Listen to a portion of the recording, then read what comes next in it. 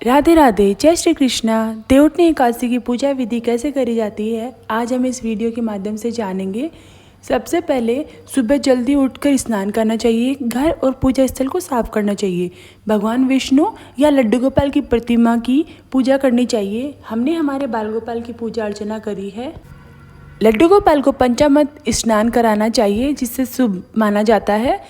लड्डू गोपाल को स्नान आदि कराने के बाद वस्त्र पहनाने के बाद इत्र लगाया जाता है। लड्डू गोपाल की इत्र सेवा करी जाती है। भगवान विष्णु के आप फल और मिठाई का भोग लगाइए, बाल गोपाल के भोग लगाइए, 5, 7, 11 दीपक लगाइए।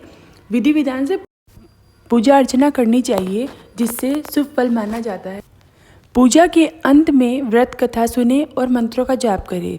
इस दिन तुलसी की पूजा विशेष महत्व होती है। देवउठनी एकादशी पर तुलसी की पूजा जरूर करनी चाहिए, क्योंकि यह भगवान विष्णु को जगाने और प्रसन्न करने का दिन है। इस दिन तुलसी पूजा से घर में सुख समृद्धि आती है, मनोकामना पूरी होती है और यह तुलसी विवाह का दिन है, जो कन्यादान के समान पुण्य देता है। इसलिए ठाकुर जी की सेवा करने के बाद तुलसी पूजा अवश्य करनी चाहिए। सालग्राम जी और तुलसी माता की पूजा इस दिन विशेष फलदायी है। माना जाता है देवउठनी एकादशी पर तुलसी पूजा करने से घर में धन धान्य और सुख समृद्धि की कमी नहीं होती है। इससे व्यापार में वृद्धि होती है, शुभ माना जाता है। तुलसी पूजा करने से भगवान विष्णु की विशेष कृपा बनती है, क्योंकि यह भगवान विष्णु को अति प्रिय है। इसलिए इस दिन तुलसी पूजा अवश्य करनी चाहिए। विवाह का है, जो विवाह और वैवाहिक जीवन में सुख सौहार्द लाता है। तुलसी की पूजा से रोग और व्याधि से मुक्ति मिलती है। यह दिन भगवान विष्णु को बहुत प्रिय है और तुलसी माता भगवान विष्णु की सबसे प्रिय है, क्योंकि भगवान विष्णु 4 महीने बाद नींद से जागते हैं। तुलसी विवाह को कन्यादान का सबसे बड़ा पुण्य माना जाता है, खासकर सुहागिन महिलाओं के लिए। इस दिन तुलसी का विवाह भगवान विष्णु के सालिग्राम रूप के साथ किया जाता है। तुलसी की पूजा करने से सकारात्मक ऊर्जा मिलती है, नकारात्मक ऊर्जा दूर होती है, वातावरण शुद्ध होता है और घर में सुख शांति और बरकत होती है। तुलसी को भगवान विष्णु और माँ लक्ष्मी का प्रतीक माना जाता है। नियमित पूजा से उनका आशीर्वाद प्राप्त होता है। भगवान विष्णु 4 महीने की निद्रा के बाद जागते हैं और तुलसी का विवाह भगवान विष्णु के साथ कराया जाता है। इसलिए तुलसी माता भगवान विष्णु को अत्यधिक प्रिय होती है। यह त्यौहार सभी शुभ कार्यों के लिए किया जाता है। इस दिन से शुभ कार्य शुरू हो जाते हैं, जैसे शादियाँ या बाकी शुभ कार्य इसी दिन से शुरू कर दिए जाते हैं। भगवान विष्णु ने कहा था, तुलसी के पास सालिग्राम रूप में, पत्थर के रूप में वे हमेशा तुलसी के साथ रहेंगे। इसी मान्यता के कारण हर साल तुलसी और सालिग्राम भगवान का विवाह इसी दिन होता है।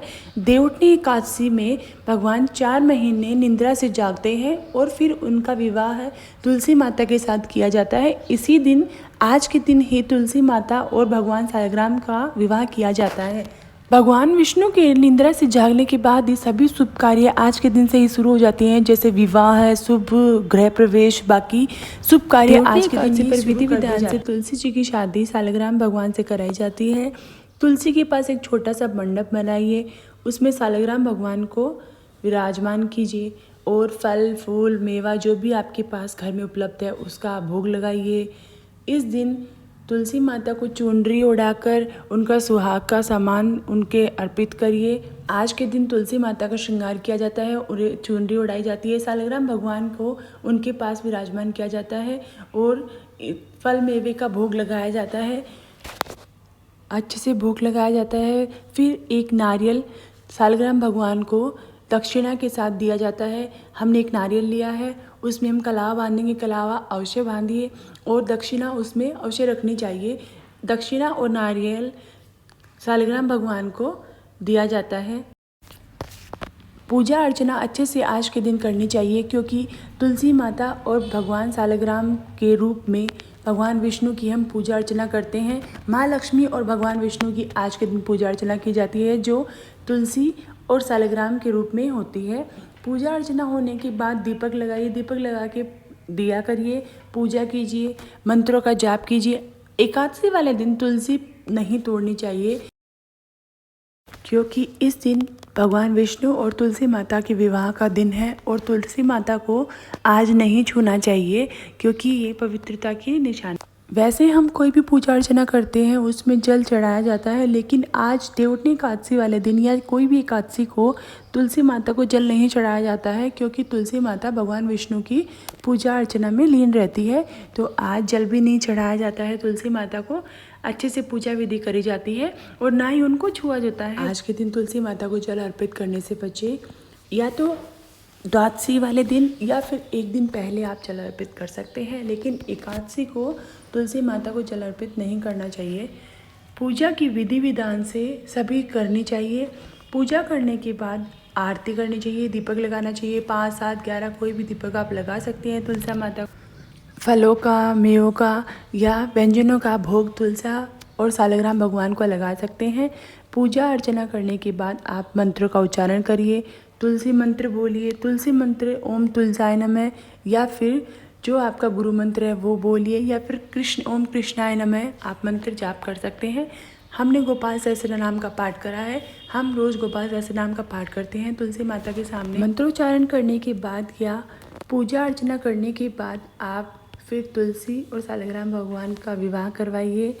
फेरे भी दिलवाते हैं, फेरे दिल क्योंकि ये कन्यादान ही माना जाता है और इस दिन बहुत शुभ फलदायी होता है।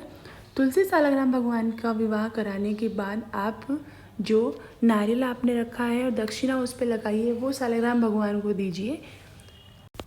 सालग्राम भगवान को देने के बाद तुलसी माता की परिक्रमा करिए। परिक्रमा करते हुए मंत्रों का जाप करिए।